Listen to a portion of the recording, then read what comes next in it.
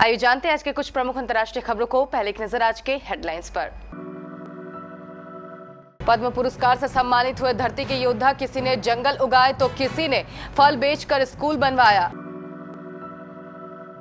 देवेंद्र फडणवीस का आरोप, नवाब मलिक का संबंध अंडरवर्ल्ड से, मुंबई में बम धमाके करने वाले से खरीदी जमीन।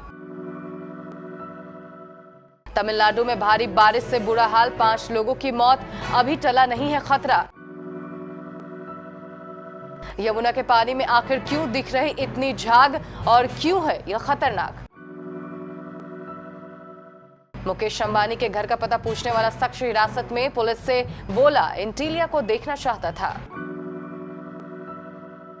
डोभाल प्लान से अफगानिस्तान में मजबूत होगा भारत, आज दिल्ली आ रहे रूस समेत 5 देशों के नेता।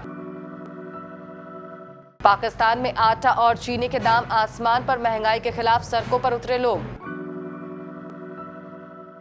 10 ग्राम सोने के भाव में आज फिर आई गिरावट, जाने आज कितना सस्ता हुआ गोल्ड। जमानत के बाद पहली बार शिल्पा शेट्टी के साथ दिखे राजकुंद्रा, हिमाचल के मां चामुंडा देवी मंदिर पहुंचे। और रोहित शर्मा बनेंगे T20 कप्तान, विराट कोहली करेंगे न्यूजीलैंड के खिलाफ पहले टेस्ट में आराम। सोमवार यानी 8 नवंबर को राष्ट्रपति रामनाथ कोविंद ने पद्म पुरस्कार प्रदान किए। कुल 119 लोगों को ये पुरस्कार दिए गए। 10 लोगों को पद्म भूषण, 7 को पद्म विभूषण और 102 लोगों को पद्मश्री से सम्मानित किया गया। सम्मान पाने वाले कुल 119 लोगों में 29 महिलाएं और एक ट्रांसजेंडर भी शामिल है। पद्म पुरस्कार पाने वालों में शामिल actress Kangana Ranaut, singer Adnan Sami, PV Sidhu और मेरी कॉम, बिजनेसमैन आनंद महिंद्रा, शास्त्रीय गायक पंडित छन्नूलाल मिश्र उन नामों में आते हैं जिनसे हर कोई वाकिफ है। उनकी उपलब्धियां सबको पता है, लेकिन कल कुछ ऐसे चेहरे और तस्वीरें लोगों के सामने आई जिन्हें कल से पहले शायद ही कोई जानता होगा। लेकिन आज ये शक्ति, सम्मान और नए भारत की तस्वीर बन गई है।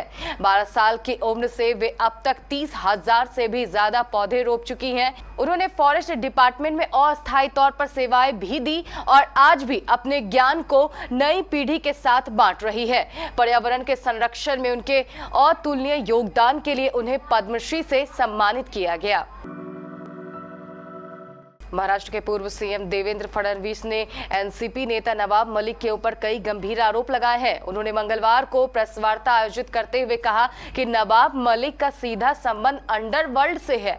मुंबई में उनके और उनके रिश्तेदारों द्वारा खरीदी गई 5 जमीनों में से सीधे 4 का संबंध अंडरवर्ल्ड से है। देवेंद्र फडणवीस ने सवाल किया कि अगर नवाब मलिक का संबंध अंडरवर्ल्ड से नहीं है तो उन्होंने मुंबई में बम धमाके करने वाले से जमीन क्यों खरीदी। भाजपा नेता ने कहा कि मैं जो बताने वाला हूं वह ना तो वो सलीम जावेद की स्टोरी है और ना तो इंटरवल के बाद की पिक्चर है। उन्होंने कहा कि यह बहुत गंभीर है और राष्ट्र की सुरक्षा से जुड़ा हुआ मामला है।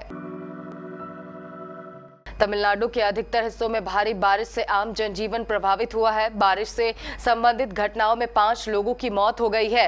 538 झुग्गियां तबाह होने के साथ 4 घर पूरी तरह टूट गए हैं। साथ ही 60 से ज्यादा घरों को नुकसान भी पहुंचा है। चेन्नई में कई घरों में पानी भर गया है। इस बीच मौसम विभाग ने अभी बारिश का सिलसिला जारी रहने की संभावना जताई है। भारी बारिश के कारण सड़कें उफनती नदियों की तरह दिखने लगी हैं और लोगों के घरों में पानी भर गया है। अधिकारियों ने राज्य के कुछ हिस्सों में निचले इलाकों में रह रहे लोगों को अलर्ट रहने को कहा है। छठ पर्व के अवसर पर श्रद्धालु यमुना के झाग में डुबकी लगा रहे हैं। तमाम अखबारों और खबरिया चैनलों की सुर्खी बनी ये तस्वीरें दिल्ली ही नहीं दुनिया भर के लोगों को और पर्यावरणविदों को झकझोरने के लिए काफी है।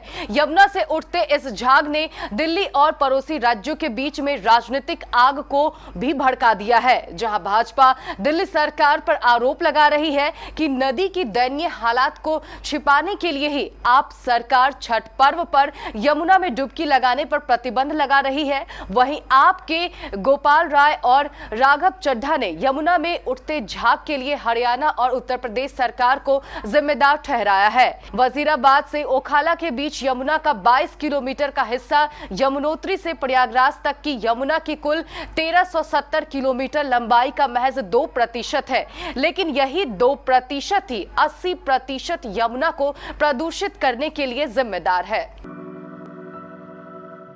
मुंबई पुलिस ने मुकेश अंबानी के घर इंटीलिया के पास सुरक्षा बढ़ा दी है। मुंबई पुलिस कंट्रोल रूम को एक टैक्सी ड्राइवर की कॉल आई थी कि 2 लोग उनसे एंटीलिया की लोकेशन पूछ रहे हैं। एंटीलिया का लोकेशन पूछने वाले दोनों लोगों के हाथ में बैग था, जिसके बाद टैक्सी ड्राइवर ने तुरंत इस बात की जानकारी मुंबई पुलिस को दी। इसके बाद पुलिस ने खोजबीन शुरू की और एक शख्स को नवी मुंबई से हिरासत में ले लिया है। शुरुआती जांच में पता चला है कि वह शख्स एंटीलिया को देखने के लिए पता पूछ रहा था। जिस गाड़ी से पता पूछा गया था वो गाड़ी वैगन आर थी, जो पुलिस ने खोज निकाली है।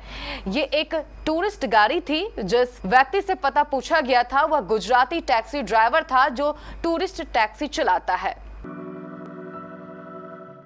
अफगानिस्तान की सत्ता में तालिबान की वापसी के बाद क्षेत्रीय सुरक्षा के हालात पर चर्चा के लिए भारत ने 10 नवंबर को बड़ी बैठक बुलाई है।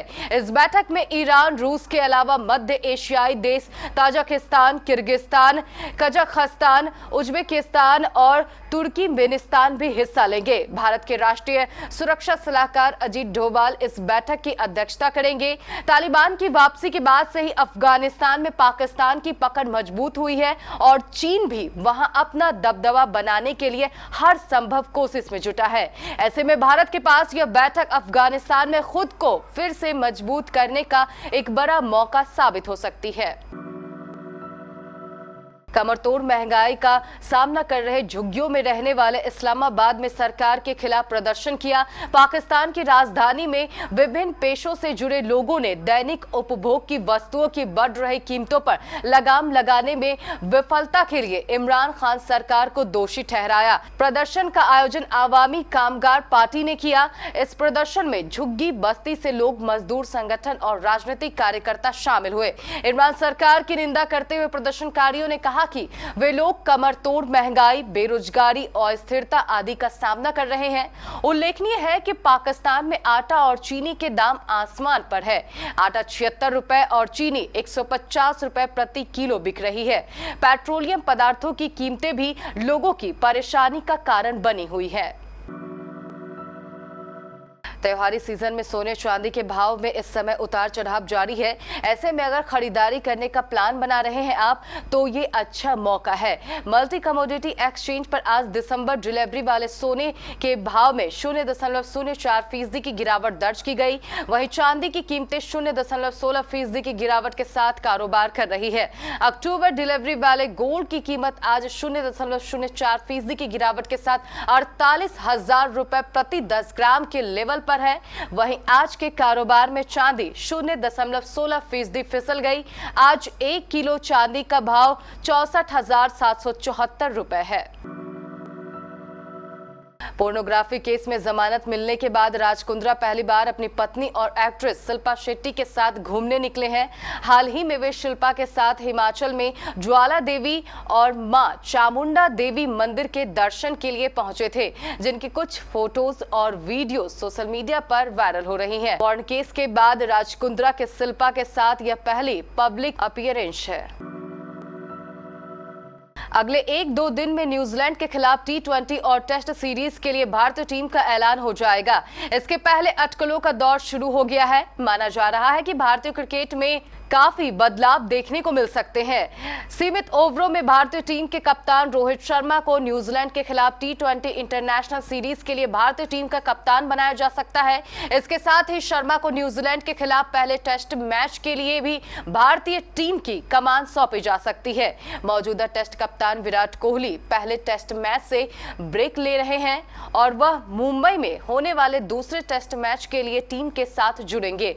उम्मीद है कि कोहली न्यूजीलैंड के खिलाफ T20 इंटरनेशनल सीरीज में भी नहीं खेलेंगे।